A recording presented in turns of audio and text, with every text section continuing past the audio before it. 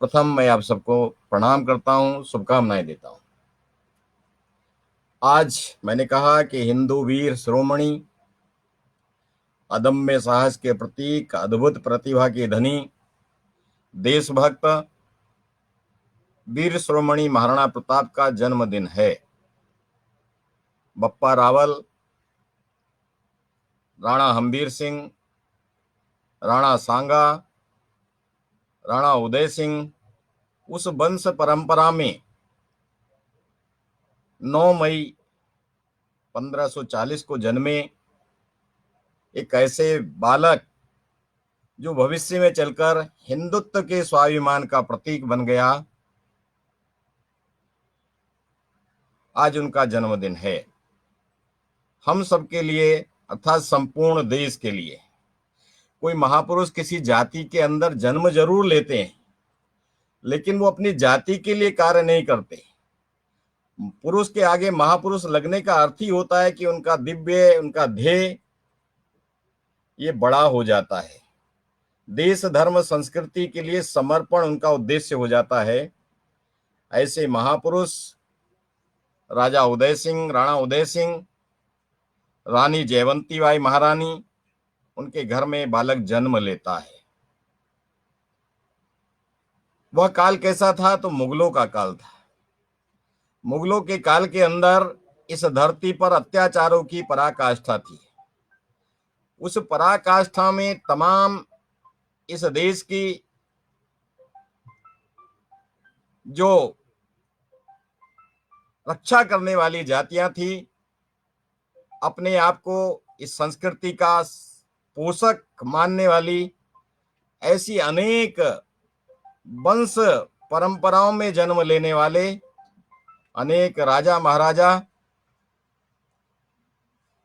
उस अत्याचार के आगे घुटने टेक चुके थे। और उसी का परिणाम ये था कि राजा उदय सिंह भी मेवाड़ छोड़कर ये अरावली के पर्वत पर जाकर उन्होंने अपना निवास, अस्थायी निवास बनाया। वहीं कुंभलगढ़ में जाकर ये प्रताप का जन्म होता है। प्रताप का जन्म, मैंने कहा कि ऐसे काल के अंदर जब मुगलों का अत्याचार यहाँ चरम पर था, अपनी पहचान बचाकर रखना ये बड़ा मुश्किल काम था।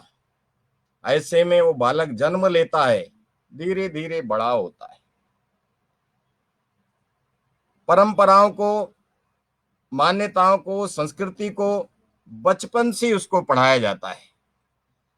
लेकिन धीरे धीरे जैसे बालक बड़ा होता है, उन सब परिस्थितियों से परिचित होता है, तो उन परिस्थितियों से परिचित होने के बाद ऐसे राजवंशियों को जो घुटने टेक चुके थे अकबर के सामने,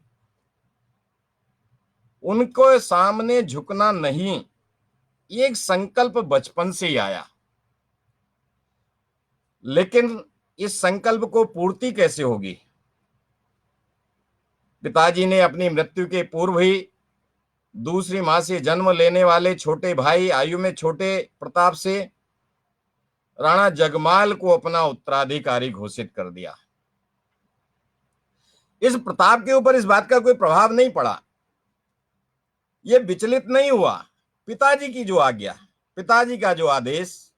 लेकिन यह जगमाल बड़ा डरपोक था, कायर था। बिना अधिकार के अधिकार मिला और उसके कारण इसने राजगद्दी पर बैठते ही अत्याचार करने शुरू कर दिए। अर्थात एक तरफ तो मुगलों का अत्याचार चल रहा था, दूसरी तरफ अपने ही द्वारा अपना ही राजा यह भी प्रजा पर अत्याचार करने लगा। उस अत्याचार को कौन उस राजा को बताए कि तुम प्रजा के साथ कैसा कर रहे हो? तो यह स्वयं प्रताप अपने भाई को अर्थात राजा को जाकर उसके द्वारा किए गए ऐसे समाज पर, जाति पर, राज्य में प्रजा पर किए जाने वाले अत्याचारों को नहीं करना चाहिए, ऐसा उसको सुझाव देते हैं। ये राजा राणा जगमाल उसको कहते, बड़े भाई जरूर हो लेकिन मैं यहाँ का राजा हूं। और वाद विवाद होता है। परिणाम ऐसा आता है कि राणा जगमाल जो राजा है वो इस प्रताप को देश निकाला दे देते हैं। देश निकाले के बाद ये प्रताप अपने घुड़साल में जाते हैं। वहां जो इनका प्रिय अश्व था, जिसको हम चेतक के नाम से जानते हैं, उस चेतक पर जींस चढ़ाने, उसकी काठी कसने के बाद, बैठने के बाद वहां से लेकर जाते हैं। उनके साथ ऐसे उनसे स्नेह रखने वाले लोहार जाति के हजारों लोग भी उनके साथ ये जंगलों की ओर चल जाते हैं। उन सबके साथ रहकर कुशल सेना का गठन कैसे हो सकता है, उस सेना का गठन करना, उसमें से एक नई युद्ध नीति का निर्माण करना, जिसको गुरिल्ला युद्ध कहते हैं। आगे चलकर छत्रपति शिवाजी ने भी उस युद्ध नीति को अपनाने का काम किया। उस गुरिल्ला युद्ध नीति के कारण इन्होंने उन लोहार जाति के बंधुओं के साथ, जंगलों में रहने वाले और भीलों के साथ एक बड़ी सेना का धीरे धीरे गठन करने का काम ये प्रारंभ कर ही रहे थे। तब तक राजा उदय सिंह जी की मृत्यु हो जाती है। उनकी मृत्यु के बाद जितने राजपूत और बड़े बड़े बहादुर लोग थे, राजपूत सेनापति थे, उन सब ने मिलकर प्रताप को बुलाकर ये राणा प्रताप को गद्दी पर स्थापित कर देते हैं। उनकी गद्दी पर स्थापित करने के बाद वह दिन हम सबको 1572 अर्थात 1572 को महाराणा प्रताप ये कुंभलगढ़, कुछ लोग 28 फरवरी कहते हैं, कुछ लोग 1 मार्च कहते हैं, दोनों बराबर हैं। 28 मार्च फरवरी भी हो सकती है, 1 मार्च भी हो सकती है। महाराणा प्रताप का राज्याभिषेक किया जाता है। अभी तक इस महाराणा प्रताप के द्वारा जो जंगलों के अंदर ये सेना खड़ी की जा रही थी, इसी से अकबर बड़ा परेशान था। उसकी आंखों में किरकिरी बना हुआ था, क्योंकि सारे राजा, वो राजा आमेर का राजा मानसिंह हो, टोडरमल हो, भगवान दास हो, ऐसे सभी राजाओं ने उसके आगे और समर्पण कर दिया था। यहां तक ही नहीं तो उन्होंने मुगलों के साथ अपनी पुत्रियों के वैवाहिक संबंध भी स्थापित करने शुरू कर दिए थे।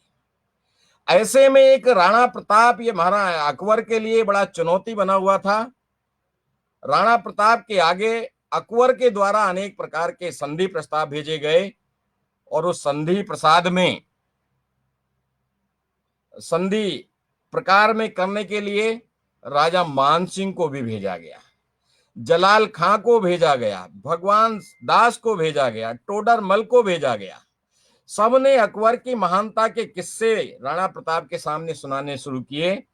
लेकिन राणा प्रताप का तो एक ही संकल्प था कि मैं हिंदू संस्कृति, परंपराएं, मान सम्मान उसको डिगने नहीं दूंगा। मेरी जो परंपराएं हैं, मेरा जो दायित्व है, उसके लिए मैं जन्म लिया हूं।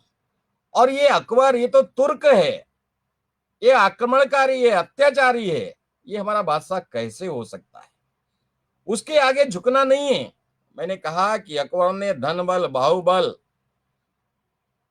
और बुद्धि बल, सभी बलों का प्रयोग किया। महाराणा प्रताप को अनेक प्रकार की संपदा देने का प्रस्ताव रखा, क्योंकि एक अकेला महाराणा ही उसके आंखों की किरकिरी बना हुआ था, उसके मार्ग में व्यवधान था, उसकी सत्ता को चैलेंज था।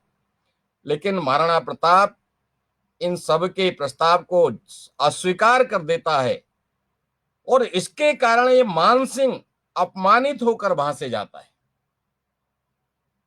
अब अकबर इस सारे प्रकरण से बहुत दुखी होता है, अपने अंदर से उसको बड़ी बेइज्जती सी महसूस होती है। मेरे प्रस्ताव को ठुकराना ये अच्छा नहीं किया। उधर राणा प्रताप ने इन सबको जो बोला था वह हम सबको स्मरण करना चाहिए। उन्होंने कहा, जिसके लिए तुम संधि का प्रस्ताव लेकर आए वो कौन है? वो आक्रमणकारी है। वो पहले मित्रता का हाथ बढ़ाते हैं, उसके बाद हमारी बहन बेटियों के साथ, हमारे मान सम्मान के साथ, हमारे स्वाभिमान के साथ खेलना शुरू करते हैं, हमारी अस्मिता को रौंदने का काम करते हैं। एक उदाहरण नहीं, अनेक उदाहरण आपके सामने हैं। उनके लिए आप मेरे सामने संधि का प्रस्ताव लेकर आए हो। ऐसे अनेक विषय राजा मानसिंह को भी, भगवान दास को भी ये जमाल खां तो उनका अपना था, लेकिन ये तो टोडरमल जैसे ये तो अपने थे, हमारे थे। लेकिन इनको भी वो जो जोधाबाई का विषय आता है, वो मानसिंह की बुआ थी, हम सब जानते हैं। ऐसा उदाहरण दिया महाराणा प्रताप ने। इससे आकर मानसिंह को अब बहुत अपमान लगा, मेरा व्यक्तिगत अपमान किया है। और ऐसे अनेक प्रसंग होने के बाद अकबर ने ठान ली कि अब इसको महाराणा को युद्ध से ही हराना है, युद्ध के अंदर इसको गुलाम बनाना है। और हम सब जानते हैं कि उसके बाद महाराणा भी चैन से नहीं बैठे, उनको भी ध्यान में आ गया कि इतने बड़े सेना का मैंने प्रस्ताव ठुकराया है, ये शांति का मार्ग नहीं है, ये क्रांति का मार्ग है। और इसलिए भी युद्ध होगा तो युद्ध की तैयारी होती है। उस युद्ध की तैयारी में हम सब जानते हैं अकबर ने 1573 में इन सब लोगों को भेजा था। और 1573 में जब ये प्रस्ताव खारिज हो कैंसिल हो जाता है, तो हल्दी घाटी का युद्ध हम सब जानते हैं। हल्दी घाटी का युद्ध बड़ा प्रसिद्ध युद्ध है। ये 18 जून 1976 को हल्दी घाटी का युद्ध, जिसके कारण अनेक, मैं देश में नहीं देश के बाहर भी, शायद मेरे देश की इस युवा पीढ़ी को हल्दी घाटी और महाराणा प्रताप का उतना ध्यान नहीं होगा। इस देश के अंदर, मैं इस हल्दी घाटी को भी बाद में प्रस्तुत करता हूं, एक प्रसंग अमेरिका के 16वें राष्ट्रपति अब्राहम लिंकन का आता है। दैवयोग से उसका भारत में प्रवास बना, राजकीय प्रवास था। तो उसने अपनी मां को पूछा कि मां, मैं भारत के दौरे पर जा रहा हूं, आपकी कोई इच्छा है तो बताइए, मैं भारत से आपके लिए उसको पूरी करके लाऊं। मैं 16वें राष्ट्रपति की बात कर रहा हूं अमेरिका के। कितने वर्ष पहली बात है। उस समय अब्राहम लिंकन की मां अपने बेटे अब्राहम को कहती है कि बेटा, अगर तू भारत जा ही रहा है तो मेरी एक ही इच्छा पूरी करना कि वहां से, उस हल्दी घाटी के मैदान से एक मुट्ठी मिट्टी लेकर आना। आखिर उस हल्दी घाटी की मिट्टी में क्या है? जो अमेरिका में बैठे राष्ट्रपति की मां अपने बेटे से उस मिट्टी को, उसने सोना नहीं मांगा, उन्हें हीरे जवाहरात भारत से खरीदने के लिए नहीं मांगे, उन्हें कोई बेशकीमती सामान नहीं मांगा। उन्हें कहा कि मुझे हल्दी घाटी की मिट्टी चाहिए। दुर्भाग्य ऐसा है, उस मां के लिए तो दुर्भाग्य ही कहूंगा कि अब्राहम लिंकन का वह दौरा स्थगित हो गया। ये मौखिक कथा नहीं है, व्यक्ति मेरे अपनी बनाई कथा नहीं है, इसका शास्त्रों में उल्लेख है, गजट में उल्लेख है इसका। तो उस हल्दी घाटी के अंदर अपने से चौगुनी सेना, इसके अलग अलग इतिहास के अंदर वर्णन आते हैं। कोई कहता है हमें मेवाड़ की अर्थात प्रताप की 20,000 सेना थी, तो उधर 80,000 से 1 लाख तक की सेना थी। कोई प्रमाण कहते हैं कि ये बहुत ज्यादा हो गई, क्योंकि अकबर के साथ ही लगभग 60,000 के लोग थे, तो इतनी सेना कहां से आई अकबर की? तो कुछ शास्त्र इसमें कहते हैं कि 5,000 मेवाड़ी सेना थी और 20,000 ये मुगलों की सेना थी। उस हल्दी घाटी में उस अकबर की बुद्धि को देखिए कि अकबर उस प्रताप के सामने उस मानसिंह को सेनापति बनाकर भेजता है। वही मानसिंह जो अपमानित होकर लौटा था। उस मानसिंह के नेतृत्व में मुगल सेना, उसके साथ उसका बेटा भी जहांगीर भी था उसमें, अकबर का बेटा, लेकिन वह तो युद्ध से भाग खड़ा हुआ। उस युद्ध की अवधि भी बहुत अधिक नहीं है, मात्र 4 घंटे की अवधि है। इतना भयंकर युद्ध हुआ है। मेवाड़ के लगभग 1/4 अर्थात 1600-1700 सैनिकों का कत्लेआम हुआ। राणा महाराणा प्रताप जिसको हम कहते हैं, उसके पास घोड़ा चेतक था। हमने कविता सुनी है, पढ़ी है, राणा की पुतली फिरी नहीं, चेतक बन गया निराला था। अर्थात राणा के निशाने पर, उसके हाथ के इशारे पर जिधर को इशारा होता था, कत्लेआम करने वाला महाराणा उस 20,000 की सेना के बीच में घिर जाता है। वहां तोप थी, वहां बुद्धि थी, कूटनीति थी। अपने पास तो ये जंगली अर्थात लोहार जाति के भीलों की ऐसी सेना थी, थोड़े मेवाड़ी थे, उनके साथ कैसे संघर्ष करता। लेकिन ऐसे में एक चित्र निकल कर आता है मन्ना झाला का, बहुत बड़ा वीर हुआ है। वह भी उस युद्ध में राणा की सेना में एक सरदार की भूमिका का निर्वहन कर रहा था। उसको ध्यान में आ गया कि मेरे राजा को बचना चाहिए, महाराणा को यहां से निकलना चाहिए, हम घिर गए चारों तरफ से। इसलिए महाराणा को निकालने के लिए वह झाला महाराणा का मुकुट अपने सिर पर लड़कर रखकर लड़ाई शुरू करता है। मुगली सेना उस झल्ला मान सिंह मन्ना को अपना महाराणा समझ करके और उसके साथ युद्ध करती है। इधर से महाराणा निकल जाते हैं अपने चेतक पर बैठकर। इस युद्ध की अवधि लोग ऐसा कहते हैं कि बहुत लंबी नहीं थी, मात्र 4 घंटे लड़ा गया युद्ध। उस अकबर का बेटा तो भाग खड़ा हुआ जहांगीर वहां से युद्ध से। इधर से ये महाराणा जैसी निकल गया कुशलता के साथ, उसके पीछे कुछ तुर्क सैनिक ये पीछे लग गए। महाराणा कुशल निकला, लेकिन इस बीच में वो वीर जिसको झाला कहते हैं, झाला नाम से प्रसिद्ध है, उसकी मृत्यु हो जाती है। वह देश के काम आया, देश के स्वाभिमान को बचाने के काम आया, सम्मान को बचाने के काम आया। लेकिन उधर जैसे ये महाराणा वहां से निकलते हैं, एक 26 फुट पहाड़ी नदी बीच में पड़ती है। ये चेतक उसको पार कराने में पार तो करा देता है, इसके पैर में चोट लगी थी, लेकिन पार कराने के बाद ये चेतक महाराणा प्रताप से अलग हो जाता है, अर्थात उसका प्राणांत हो जाता है। उस समय ये महाराणा प्रताप संकल्प के साथ खड़े होते हैं। संकल्प कैसा कि मैं अपने मेवाड़ को जब तक मुक्त नहीं करा लूंगा तब तक स्वादिष्ट व्यंजनों का त्याग करता हूं, महलों की ओर देखूंगा नहीं, किसी बस्ती में नहीं रहूंगा, अर्थात वनों में रहकर, जंगलों में रहकर वहां के कंद फूल फल उन्हीं से अपना जीवन यापन करूंगा और जंगलों में रहने वाले लोगों के साथ निकटता बढ़ाकर उनका स्वाभिमान जगाते हुए एक पुनः ऐसी सेना का निर्माण करूंगा। कहानी लंबी है। लगभग अपने काम में महाराणा लग जाते हैं बड़ी तेजी से। मन के अंदर जब लक्ष्य को प्राप्त करने की अग्नि होती है, प्रज्वलित रहती है, अग्नि सबके पास होती है, लेकिन वो अग्नि कई बार पानी पड़ते ही बुझ जाती है।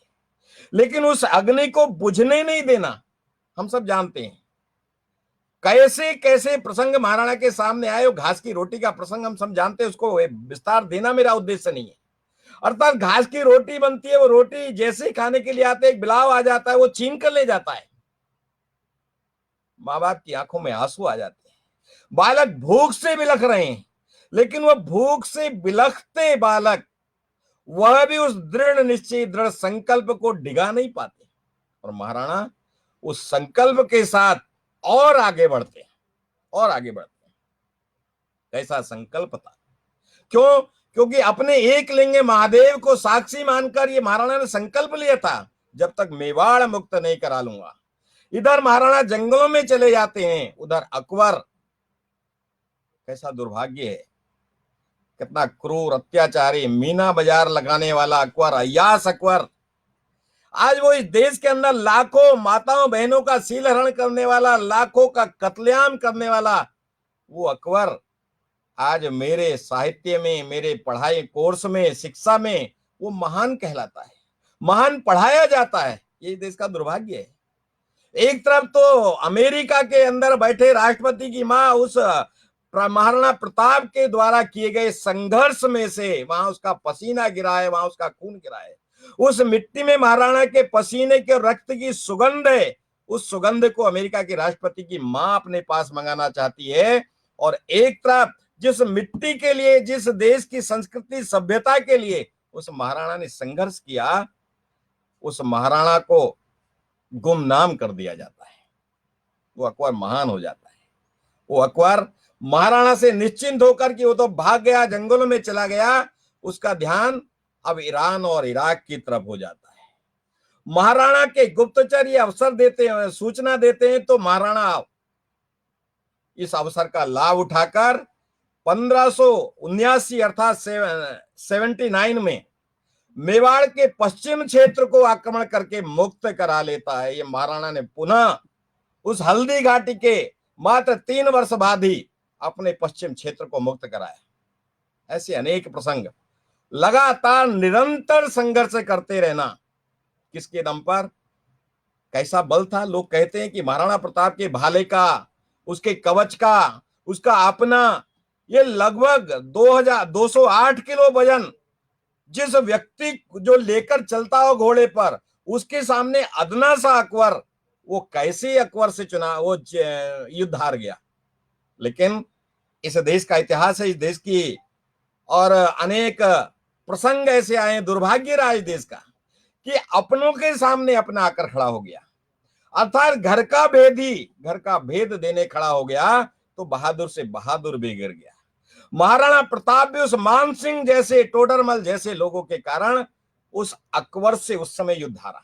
लेकिन 1579 में एक बार जीतना शुरू किया तो चित्तौड़ को छोड़कर धीरे धीरे उस उदयपुर, जिस उदयपुर को राजा उदय सिंह छोड़ चुके थे, भय के कारण छोड़ चुके थे, उस उदयपुर को मुक्त कराकर संपूर्ण मेवाड़ को मुक्त कराने वाले महाराणा प्रताप, उनका संबल कौन था? इसलिए कहा कि महाराणा प्रताप एक कुशल संगठनकर्ता भी थे, कुशल संगठनकर्ता भी महाराणा प्रताप थे।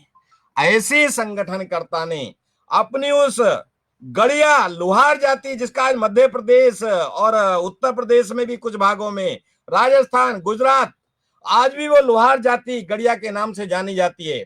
आज उस समय उनका कैसा कर्तव्य रहा होगा, कैसा भूमिका उनकी रही होगी, उन सबके लिए हथियार बनाना, उस हल्दी घाटी के युद्ध में स्वयं निर्मित किए गए हथियारों से उस समय महाराणा के साथ कंधे से कंधा मिलाने वाली महाराणा ने उन्हीं सब जन लोगों को, समाज को, सामान्य समाज को अपने साथ खड़ा करके उस क्रूर तुर्क, जिसने कहा कि एक बार मेरी बादशाह स्वीकार कर ले, एक बार महाराणा मुझको अपना बादशाह स्वीकार कर ले, उस बादशाह को, तुर्क के अलावा, अत्याचारी के अलावा महाराणा प्रताप ने कुछ नहीं बोला। ऐसे कुशल संगठनकर्ता के कारण ये महाराणा प्रताप ने धीरे धीरे करके अपना सारा खोया हुआ क्षेत्र ये अकबर से प्राप्त किया। ऐसे कुशल संगठनकर्ता, महाप्रतापी महाराजा, सूरवीर, हिंदू श्रोमणी, क्षत्रिय श्रोमणी महाराणा प्रताप का आज जन्मदिन है। हम सबको उस महाराणा प्रताप के द्वारा किए गए उन सब कार्यों को, जिन्होंने शून्य में से सृष्टि की रचना की, शून्य में से सृष्टि की रचना की। हल्दी घाटी का युद्ध क्रूरता और वीरता के बीच युद्ध था। एक तरफ क्रूरता थी, एक तरफ वीरता थी, एक तरफ छल कपट था, एक तरफ संकल्प शक्ति थी, जुझारूपन था। ऐसे उस हल्दी घाटी के युद्ध में इतना सब नुकसान होने के बाद, संघर्ष होने के बाद, वो हल्दी घाटी का युद्ध अनिर्णित रहा, निर्णायक नहीं हुआ। लेकिन अभी एक भारतीय इतिहासकार ने यह सिद्ध किया है कि उस युद्ध में महाराणा प्रताप की हुई थी। उसने राजस्थान के अंदर एक यूनिवर्सिटी में पूरे डॉक्यूमेंट्स जमा किए हैं और उन्हें प्रमाण दिए कि उस युद्ध के बाद महाराणा प्रताप ने जंगलों के अंदर, उस क्षेत्र के अंदर कुछ जमीन के पट्टे अपनी प्रजा को दिए हैं। जमीन के पट्टों को देने का अधिकार किसका है? वर्तमान में जैसे हम जानते हैं कि पंचायत के द्वारा, पंचायत जो सरकारी पंचायत होती है, निर्वाचित पंचायत होती है, सरकार के द्वारा अधिकार होते हैं, वही पंचायत पट्टे दे सकती है, कोई बिना अधिकार वाला पट्टे नहीं दे सकता। तो यह भी एक बीच में निकल कर आया है। ऐसे वीर प्रतापी महाराणा प्रताप, जिन्होंने अरावली की घाटियों में जाकर अपने संकल्प पूर्ति के लिए घास की रोटियां खाना पसंद किया, उस शिला को अपना बिस्तर बनाकर, अर्थात कष्टों के साथ, कष्टों की भी पराकाष्ठा के साथ अपने जीवन को जिन्होंने जिया, ऐसे महाराणा प्रताप, जिन्होंने खोए हुए राज्य को, मैंने कहा कि चित्तौड़ छोड़ करके सारे राज्य को उन्होंने प्राप्त किया, ऐसे महाराणा प्रताप का स्मरण करना आज हम सब के लिए अत्यंत सौभाग्य का विषय है। मुगलों के, मैंने कहा कि विचलित सेना के घटते प्रभाव का लाभ उठाकर महाराणा प्रताप ने अपनी इस जागृत सैन्य शक्ति के द्वारा अपने लक्ष्य को प्राप्त किया। लेकिन इस लक्ष्य को प्राप्त करने के बाद अपनी राजधानी उदयपुर बनाई और वहां जाकर के पुनः अपने उस क्षेत्र को पुनरुद्धार करने का उन्होंने काम किया। लेकिन हम सब जानते हैं कि अभी और कुछ करना शेष था। लेकिन इतने अल्प अवस्था से ही संघर्ष, तन का भी संघर्ष, मन का भी संघर्ष, अनेक प्रकार के कष्ट कठिनाइयां, उन कष्ट कठिनाइयों में से शरीर थक चुका था। युद्ध के अंदर अनेक घाव शरीर को प्रताड़ित कर चुके थे और उसके कारण महाराणा थक गए थे।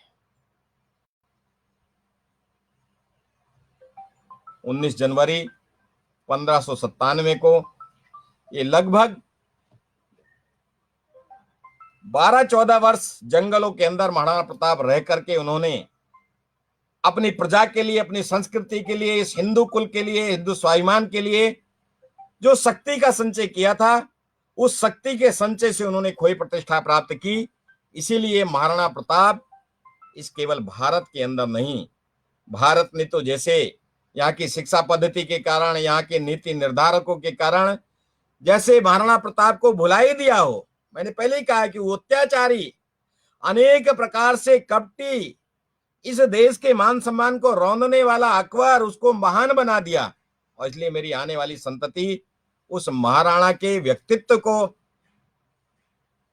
नहीं पहचान पाई, नहीं जान पाई।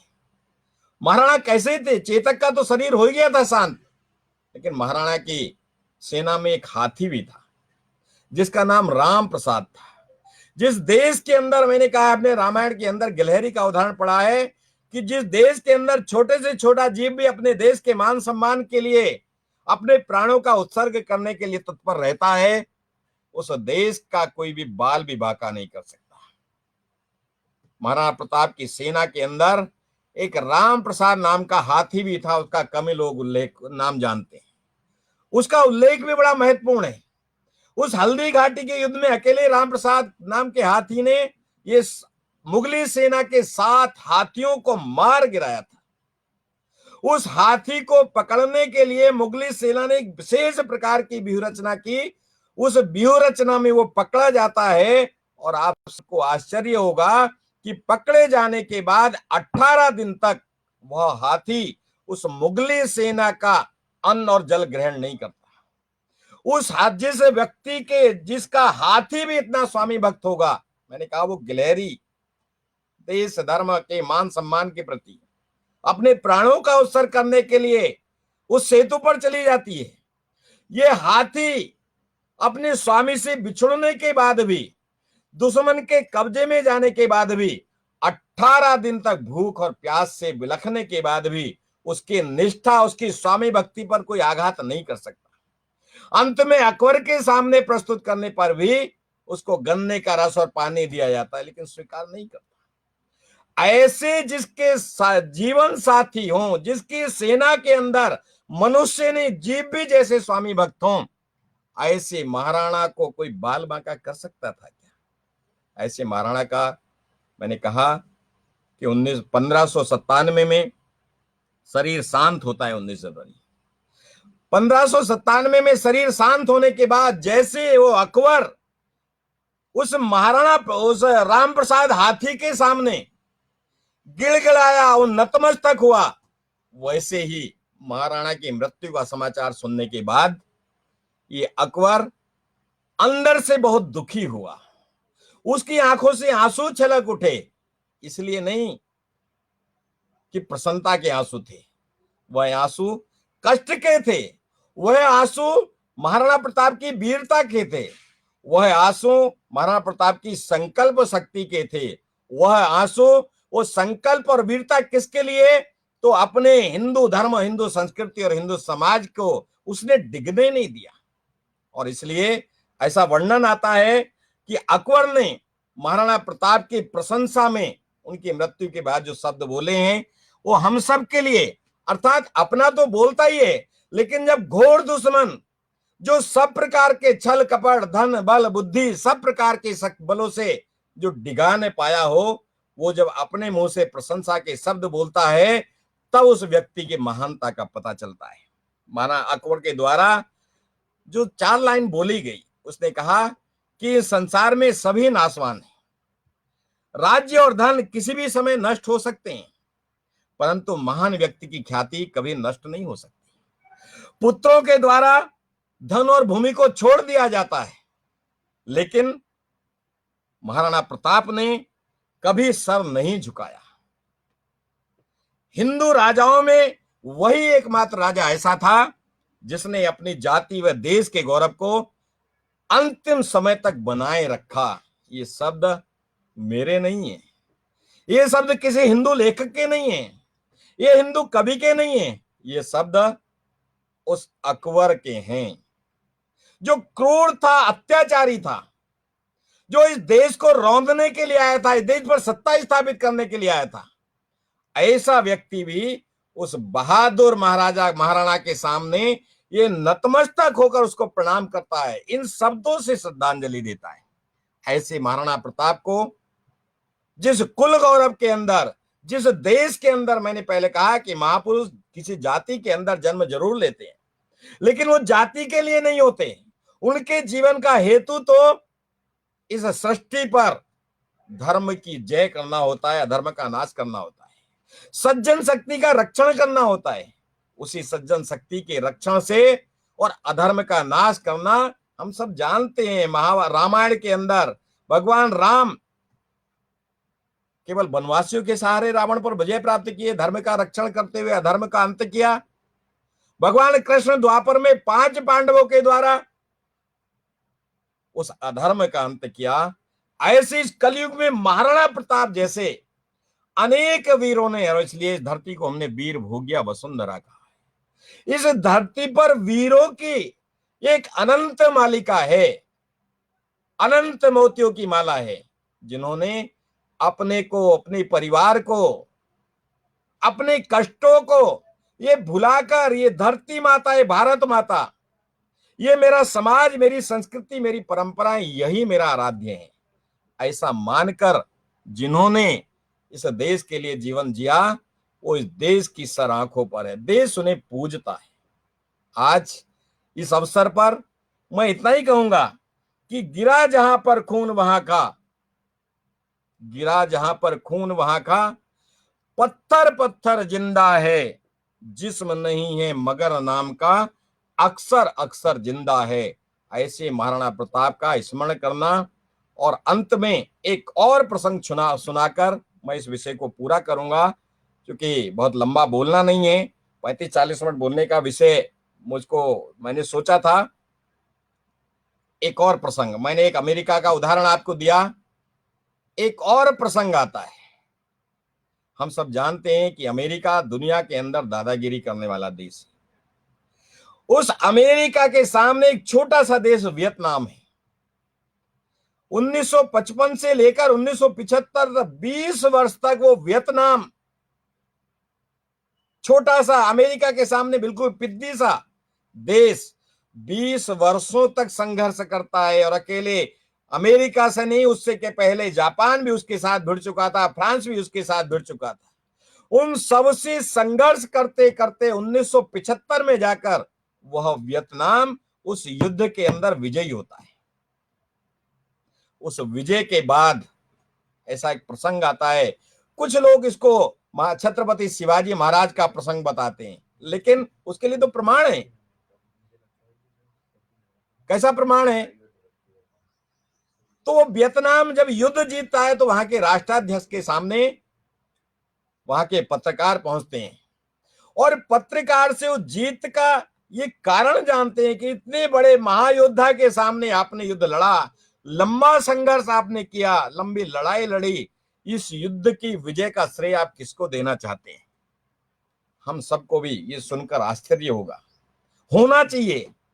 उस पत्रकार की इच्छा थी, वो अपने आप को श्रेय देता, मेरी नीति के कारण, रणनीति के कारण, मेरे सैनिकों के कारण। उस वियतनाम के राष्ट्राध्यक्ष ने उस पत्रकार को जो उत्तर दिया, उसने कहा कि जीत का श्रेय भारत की धरती पर जन्म लेने वाले महाराणा प्रताप को मैं जीत का श्रेय देता हूं। वो महाराणा प्रताप मेरे आराध्य हैं।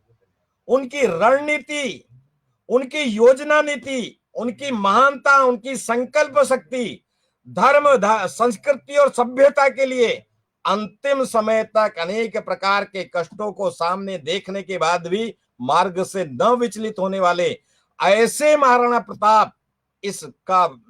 प्रताप को इस 20 वर्षों के लंबे संघर्ष की विजय का श्रेय मैं देता हूं। कुछ वर्ष के बाद उस राष्ट्राध्यक्ष की मृत्यु होती है, हम जाकर देख सकते हैं वियतनाम में, जैसा मैंने पढ़ा है। उस राष्ट्राध्यक्ष की समाधि पर लिखा है, क्या लिखा है, नाम नहीं लिखा, महाराणा प्रताप के शिष्य की समाधि। वो वियतनाम उस महाराणा प्रताप की महानता को समर्पण करता है, नतमस्तक होता है। वहां का राष्ट्राध्यक्ष अपने को शिष्य बताता है। आखिर मेरे देश के अंदर क्यों नहीं महाराणा प्रताप महान हो सकते? उनकी महानता के लिए इस देश का नौजवान, इस देश का प्रत्येक शासक, प्रशासक उसकी महानता के सामने क्यों नतमस्तक नहीं होना चाहिए? उसके आगे चलते हैं कि वो देश का विदेश मंत्री देश की धरती पर आता है के बाद, युद्ध के बाद, तो यहां जैसी कि अभी तक नीति रही है, कुछ वर्षों पहले तक कुछ चीजें निश्चित थी, गांधी जी की समाधि, ये वो दिखाना। उसके बाद उस वियतनाम के विदेश मंत्री ने कहा कि मैं महाराणा प्रताप की समाधि भी देखना चाहता हूं। इस देश की सरकार को तो जैसे सांप सूंघ गया, वहां क्या है, कहां है, तो उदयपुर में, मैं जाना चाहता हूं।